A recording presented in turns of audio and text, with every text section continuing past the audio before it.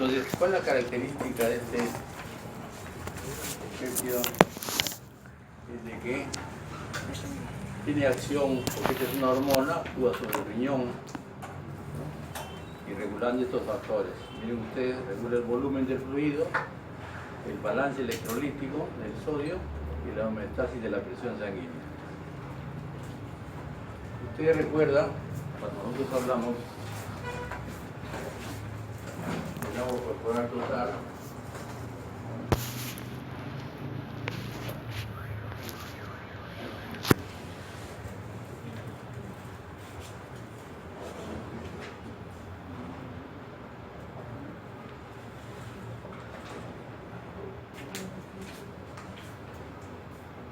ahí tienen ustedes el agua corporal total, cuál es la osmolaridad, 190 milimol, y una persona de 70 kilos que tiene 42 litros de agua. Entonces, esta hormona, y aquí tiene el corazón, tiene la bomba, ¿no? Sistémico, que todos tienen un sistema pulmonar. Entonces, ¿qué cosa hace esta hormona? Tiene función sobre el volumen del fluido. Porque miren acá el balance electrolítico y la homeostasis de la presión.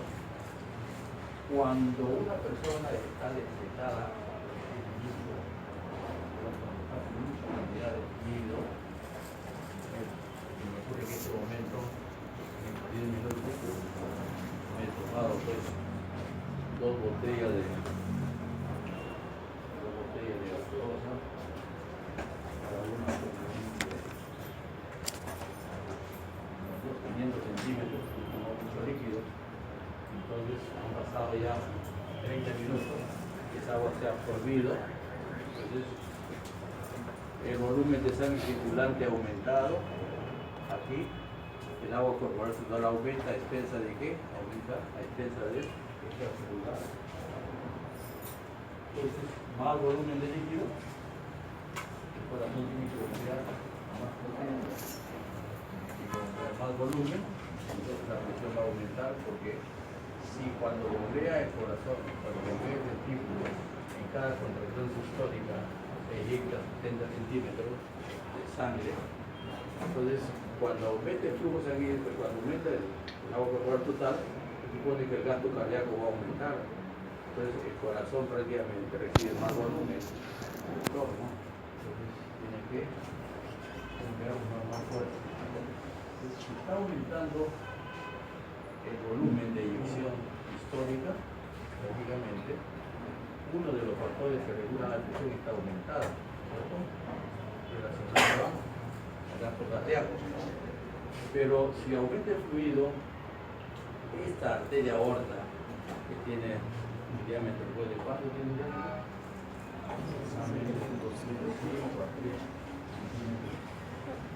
Va a recibir mayor flujo de sangre. Por tal razón, en el momento de la eyección, tiene que dilatarse más. Entonces, al dilatarse, hay más resistencia vascular periférica. Entonces, esta hormona mantiene esta homeostasis de la presión, puesto que elimina sodio, ¿no? Y mantiene los volúmenes acá. Entonces, como ven ustedes ahí, esta es una situación química, pero el peso molecular, ¿no?, de esta hormona fluctúa entre 2.500 a 7.000 Dalton.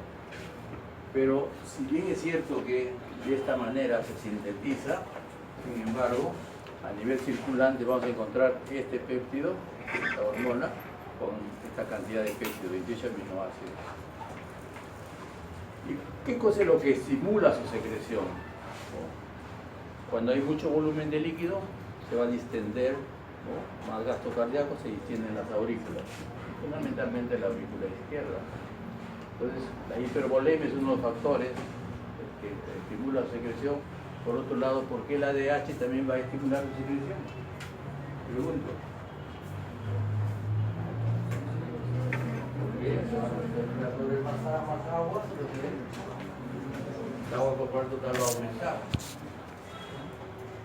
Pues ven, otro de los factores es la epinefrina, ¿no? Estos factores aumentan la secreción de esta hormona. ¿Y dónde va a actuar esta hormona? A diferentes niveles. Número uno, está relacionado con a nivel renal y a nivel adrenal.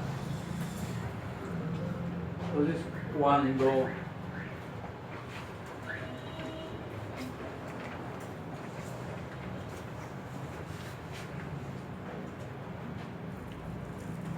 la dilatación de la arteriola aferente, ¿cuál es la respuesta de estos órganos frente a la hormona antidiurética? Miren, ¿cuál es la respuesta de estos órganos frente a la hormona, a la péptida arterial antidiurética? ¿Qué va a producir? ¿Por qué produce dilatación de la arteriola aferente? ¿Por qué? ¿Por qué? ¿Ah? Entonces, porque va a llegar más flujo sanguíneo, va a haber más filtración. ¿Cierto? La tasa de filtración va a aumentar. Y al aumentar la tasa de filtración, en vez de ser 120 o 125, vamos a suponer que sea 130.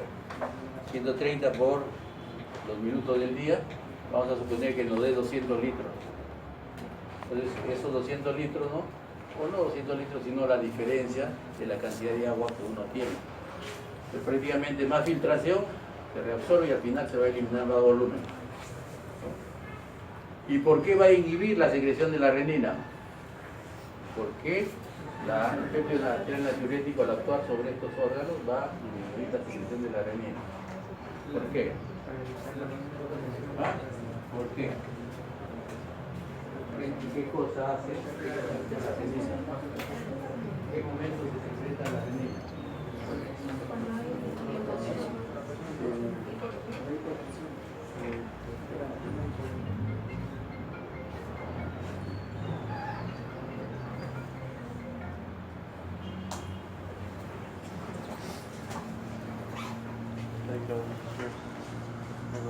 ¿Por qué inhibe la secreción de renina? El péptido arterial antidiurético. Esta persona tiene exceso de agua, y si se secreta renina, ¿qué va a producir? En la general va a producirse angiotensina 2. La angiotensina 2 va a actuar sobre estos vasos, fundamentalmente la arteriola aferente, y va a actuar acá sobre este órgano, haciendo que se libere la aldosterona. Si se libera la aldosterona, se va a reabsorber más sodio. Si se reabsorbe sodio, va a reabsorberse agua. Y entonces esto va a aumentar fundamentalmente el extracelular. Si inhibe la secreción de renina, no va a haber absorción de sodio, no va a haber absorción de agua. Entonces, por tal razón,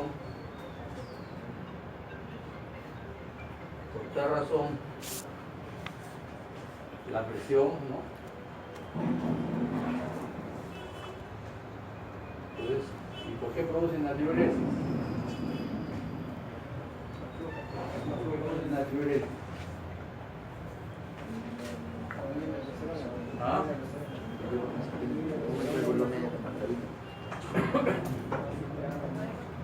Si se secreta aldosterona, ¿no? Inhibe la acción de la aldosterona.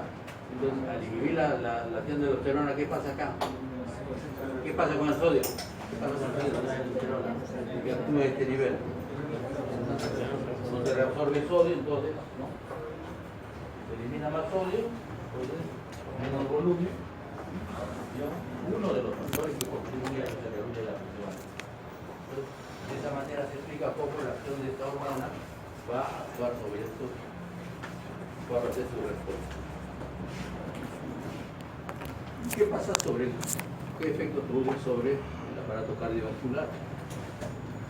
¿Por qué disminuye la presión arterial media?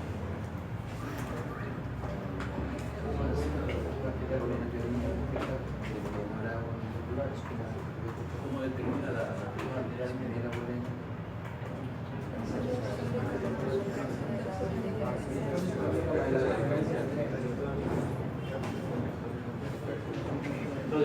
está eliminándote, ¿no?, mucho sodio y agua, se supone que el agua corporal total va a disminuir, el gasto cardíaco, ¿no?, obviamente va a disminuir la presión arterial y pues, ese efecto sobre el aparato cardiovascular, porque cuando está llegando mucha sangre al corazón, normalmente la aurícula izquierda se distiende. Eso es lo que hace que se libere el carbonado. Ven ustedes acá, por un lado tenemos nosotros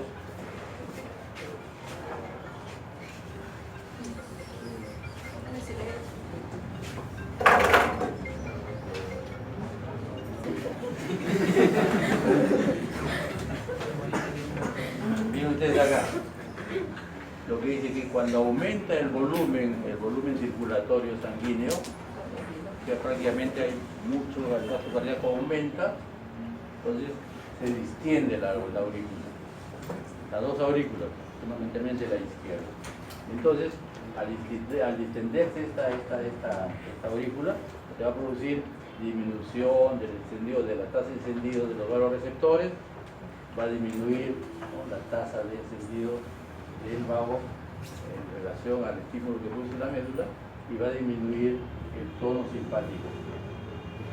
Este efecto va a hacer que se libere, ¿no?, que este péptido arterial natriurético actúa a estos tres niveles: a nivel cardiovascular, produciendo vasodilatación; a nivel endocrino, produce disminución de la renina, disminución de la aldosterona y disminución del ADH; y a nivel renal, ¿no?, va a aumentar la tasa de filtración, porque necesito que filtre más para que se pueda eliminar más agua y más solutos; y por otro lado, ¿no?, va a hacer que se reabsorba menos sodio, porque como no hay secreción de aldosterona, el sodio en realidad no se va a reabsorber, y el agua tampoco, y entonces prácticamente se va a producir un aumento de la eliminación del sodio, y consigo va a también a eliminar más volumen. Entonces de esa manera se regula o participa en la regulación. Pues ven ustedes acá, cuando aumenta el volumen del extracelular, va a aumentar la presión en la aurícula, ¿cierto? Más volumen extracelular, y a nivel simpático, ¿no?, disminuye la actividad simpática y disminuye la reabsorción tubular. Al disminuir la reabsorción tubular, se va a eliminar más sodio y agua. Yo prácticamente estoy regulando, al eliminar el exceso de agua y de solutos, prácticamente estoy regulando presión. Pero al aumentar este volumen extracelular, la aurícula se va a distender y al aumentar. Entonces, por tal razón, en estas células aquí, se va a producir en esta pared, se produce más péptido arterial natriurético, que, como hemos dicho anteriormente, disminuye la secreción de aldosterona. Al haber menos aldosterona, disminuye la reabsorción tubular distal, que va a producir eliminación de sodio y agua. Y por otro lado, disminuye la reabsorción en el tubo colector, porque como no hay acá ¿no?, aquí viene, entonces no hay reabsorción de sodio, efectivamente la mayor cantidad de sodio y de agua se va a tener que eliminar. Entonces, y si nosotros, ¿no?, disminuye la reabsorción entre el colector, se va a eliminar más. Pero por otro lado vemos nosotros que también va a disminuir la secreción de renina, que lo hemos visto anteriormente. No hay angiotensina 2, no hay secreción de aldosterona, no hay reabsorción tubular al final. Todos estos factores que produce para que se pueda regular cuando yo tengo mucho flujo, mucha sangre circulante. Entonces, cuando tomo mucho líquido, fisiológicamente hablando, pues prácticamente es uno de los mecanismos que contribuye a la eliminación del agua y de la sal. Y la otra hormona que tiene correlación en el funcionamiento tengo la hormona tiroidea que ¿verdad? Entonces, ¿cuál es lo importante? Que existen aquí en el hipotálamo estos dos, en el tercer ventrículo, en la parte anteroventral, existen estos núcleos, fundamentalmente el supraóptico, que van a liberar ADH. Y normalmente esa ADH se almacena en la neurohipófisis.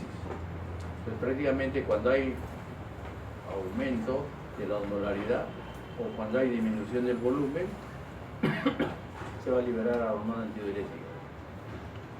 Pero tan luego se libera esta hormona antidiurética, inmediatamente llega a la sangre, es transportada por esta proteína, la neuroficina.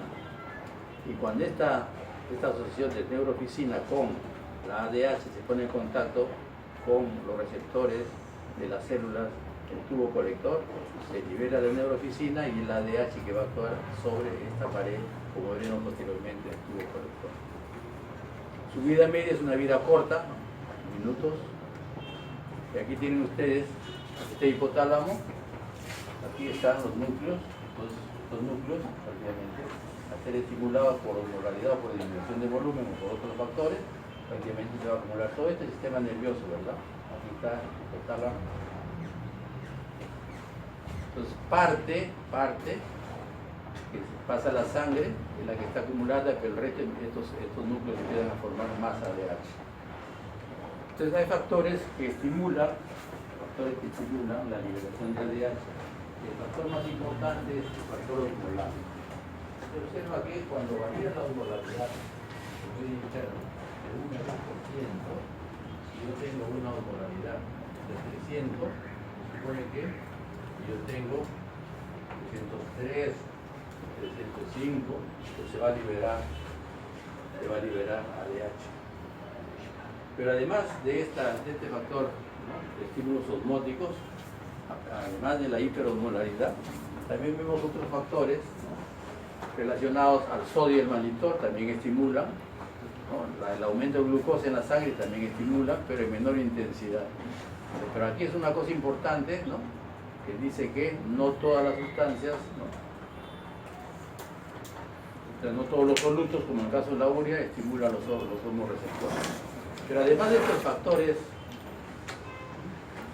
osmolares en relación al estímulo, existen también los factores no osmolares relacionados con el volumen, que se observa que cuando yo pierdo un 10% de mi agua corporal total, o cuando yo pierdo un 10% del volumen sanguíneo, entonces se va a liberar hormona antidiurética. Pero de los dos mecanismos de estimulación de la secreción de ADH, el más sensible está relacionado con la osmolaridad. Sin embargo, hay otros factores que pueden, no osmóticos, que pueden liberar esta hormona. Y creo que en algún momento conversamos que había, pues, como cuando uno hoy día, viernes a la 1, empiezan a tomar licor, empiezan a fumar, ¿no?, preferiblemente, se ve en realidad cómo se altera la secreción de la orina. Entonces, ven ustedes acá, cuando disminuye la osmolaridad del extracelular, ¿no?, aquí, aumenta la osmolaridad de 1 a 2%, la célula se deshidrata. Entonces, esa deshidratación de la célula, ¿qué significa? Que todas las células del núcleo supraóptico paraventriculares y todas las células del organismo están bañadas por este líquido hiperosmolar, porque es deshidratado. Entonces, eso hace que se libere mayor ADH y esto va a producir aumento de la reabsorción renal de agua. Ustedes ya saben que cuando hay ADH, entonces se va a reabsorber agua. Al reabsorberse agua, prácticamente voy a orinar menos y el volumen del extracelular va a aumentar. Y al aumentar el volumen, la osmolaridad que aquí había aumentado prácticamente disminuye y se normaliza y ya no hay liberación de ADH. Es en cuanto a mecanismos como se produce la liberación de ADH cuando varía la osmolaridad. Pero aquí está cuando nosotros perdemos, ¿no?, perdemos sangre, nos deshidratamos, al disminuir el volumen del extracelular en una proporción 10%, prácticamente va a suceder lo mismo, ¿no? Aumento de la secreción de aldosterona, aumento de la reabsorción renal de agua, disminuye la diuresis y aumenta el volumen del extracelular. En ese momento ya no hay liberación de ADH. Esos son los mecanismos, cómo se explica que al variar la osmolaridad en más o a disminuir el volumen del extracelular se va a producir liberación de esta hormona. Y aquí ven ustedes, en este lado tenemos la osmolaridad plasmática y por otro lado tenemos la secreción de ADH picogramos por mililitro. Si la osmolaridad plasmática fluctúa en este parámetro entre 280 y 290, a más aumento de la osmolaridad, más liberación de hormona antidiurética. Y en este otro lado, cuando disminuye el volumen sanguíneo en un 5 o 10%, miren ustedes cómo aumenta rápidamente la producción de ADH para que se produzca la reabsorción acá de agua. Pero hay otros factores que inhiben, ¿no?, tanto osmóticos como no osmóticos, ¿no es cierto? Uno de ellos está relacionado con la expansión del volumen.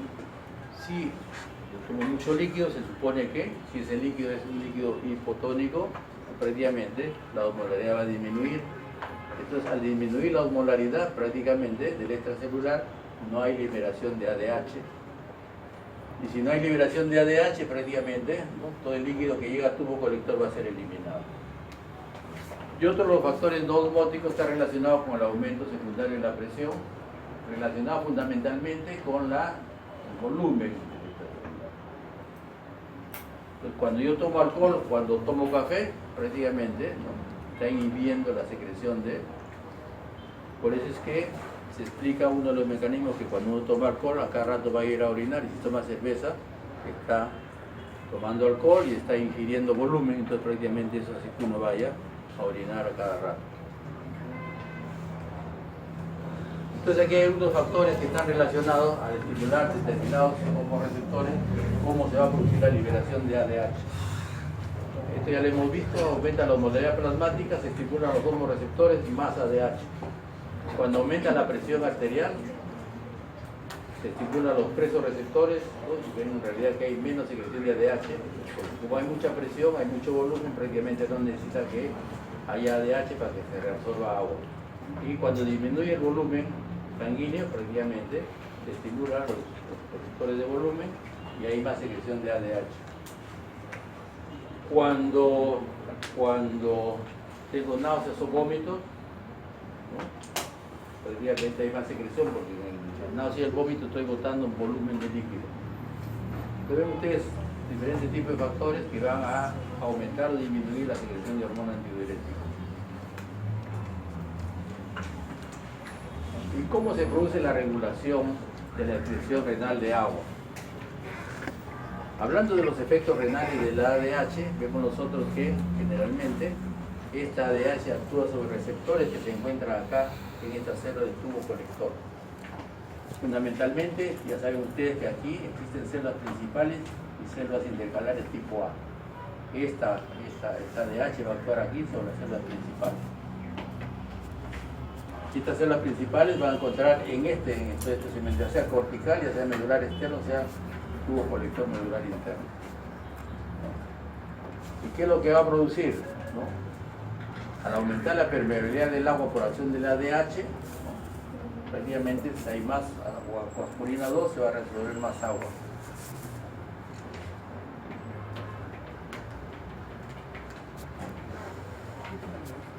Y al final se va a producir pues oliguria con mayor osmolaridad. O sea que si está por acción del ADH, se está reabsorbiendo agua, aquí se va a eliminar menos volumen con más concentración de sodio. Y otro de los efectos renales del ADH disminuye el flujo sanguíneo en la médula renal. Ven ustedes acá, esta es la célula, este es el tubo colector, acá, tubo colector. Esta es la parte luminal, la parte de la luz del tubo colector. Y esta es la membrana vasolateral. En esta membrana vasolateral existe un receptor para el ADH. Entonces esta ADH que está circulando en la sangre, pues, para unirse tiene que liberarse de la neuroficina y la ADH se une a este receptor. Al unirse a este receptor, miren lo que produce. Aumenta la hidrólisis del ATP, se produce más AMP cíclico y este AMP cíclico va a hacer que se estimule, ¿no?, la proteína sinasa inactiva, entonces se estimula, y esto va a hacer que se produzca acá más aquaporina 2. Entonces esa aquaporina 2 va a permitir que se reabsorba sodio, que entre a la célula, y este sodio se va a transportar por diferencia de gradiente acá al intercelular, y esto se reabsorbe. De esa manera funciona el mecanismo de la acción del ADH sobre estas células principales del tubo colector.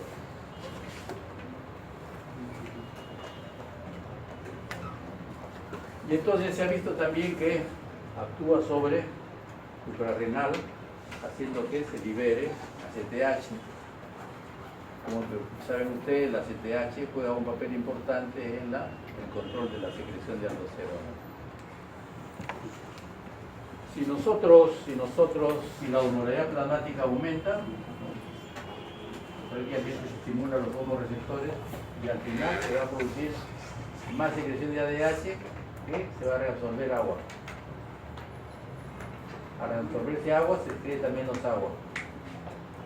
Y también vemos otro de los factores, ¿no?, cuando el volumen sanguíneo circulante efectivo disminuye, hay disminución de la tasa de los receptores, de subarorreceptores, y va a hacer que aumente la secreción de aldosterona. Entonces, esto va a producir reabsorción de agua y menor excreción de agua. Pues de esa manera se explica el mecanismo de cómo actúa la ADH frente a medios osmolares y no osmolares, o sea, osmolares y de volumen. Y aquí hay algunas patologías como el síndrome de secreción inapropiada de hormona antidiurética. Entonces, ¿qué significa? Que hay mucha producción por trastornos patológicos de tumores o de cáncer a nivel del pulmón o de otro tipo, entonces hay mucha secreción de ADH. Entonces, si hay mucha secreción de ADH, se va a estar absorbiendo mucha agua. Y el agua va a tener un proceso que aumenta acá el extracelular, y al reabsorberse agua prácticamente, ¿no?, se va a producir disminución de la osmolaridad. Obviamente, como nosotros tenemos nuestro cerebro, masa cerebral dentro de una estructura muy rígida, cuando se reabsorbe mucha agua por mayor secreción de hormona antidiurética, prácticamente se puede producir edema de la célula cerebral, hipertensión, puede morir. Desde el punto de vista clínico, ¿qué cosa es lo que se presenta cuando nuestro organismo, por cuestión anormal, secreta mucha ADH? Si se está produciendo mucha ADH, se está reabsorbiendo agua, ¿no es cierto? Entonces hay retención de agua. Entonces, si se reabsorbe mucha agua, ¿no?, prácticamente va a haber hipernatremia e hiponatriuria, ¿no? Se produce edema porque como hay mucho acúmulo de agua, prácticamente hay edema, y después la osmolaridad de la orina está aumentada. Se reabsorbe mucha agua y prácticamente esta orina sale concentrada. Clínicamente, reitero, retención de agua, edema, hipernatriuria y hiponatremia. ¿Cuál es el tratamiento? Miren, en el tratamiento de este síndrome inadecuado e inapropiado de ADH, el tratamiento es como un antibiótico. La demecloxicilina, pues prácticamente esta va a bloquear el efecto de la ADH sobre el riñón. Ese es en cuanto a cuando yo tengo una patología relacionada con algún tumor que va a producir aumento de la secreción de ADH, o sea, síndrome inapropiado de hormona antidiurética.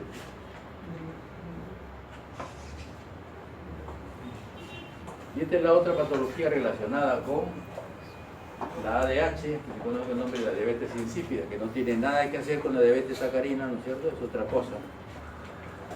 Entonces, en este caso, en el primer caso había mucha secreción de ADH, en este caso, no hay secreción completa o parcial de ADH, pues prácticamente esta secreción de hormona antidiurética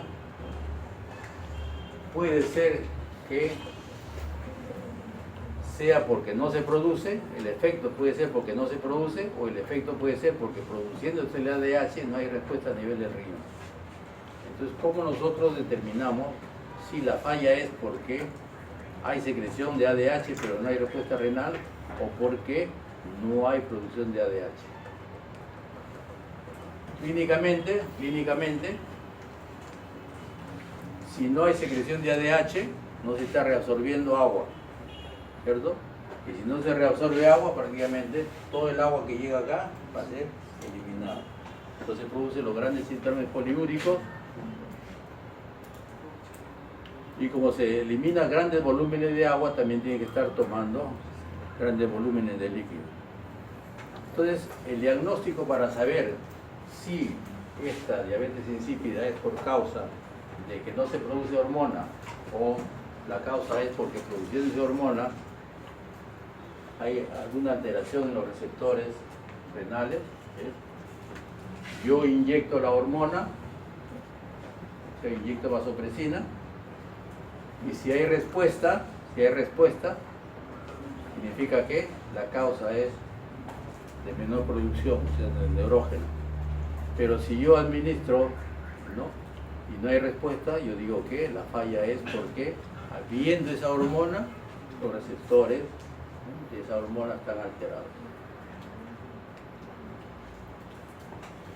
En el primer caso, si yo sé que la causa es porque no se produce mis núcleos supraópticos y paraventriculares, no secretan hormona, yo le puedo dar al paciente tratamiento hormonal de hormona antidiurética, ¿no es cierto? Por diferentes vías. O, si no es hormonal, ven ustedes, hay algunos fármacos que se ha observado que tienen un determinado tipo de acción sobre esta patología, de la cual el receptor renal para ADH está alterado. Se ha observado que hay algunos agentes hipoglicémicos como la clorpromida, ¿no?, que puede producir algo de mejora en la respuesta en la secreción de hormona antidiurética. Entonces ven ustedes las dos patologías relacionadas porque hay un exceso o porque hay un defecto de la producción. Entonces, en la diabetes nefrógena, ven, se usan diuréticos, típicamente, pero no va a controlar la patología, sino que disminuye la sintomatología.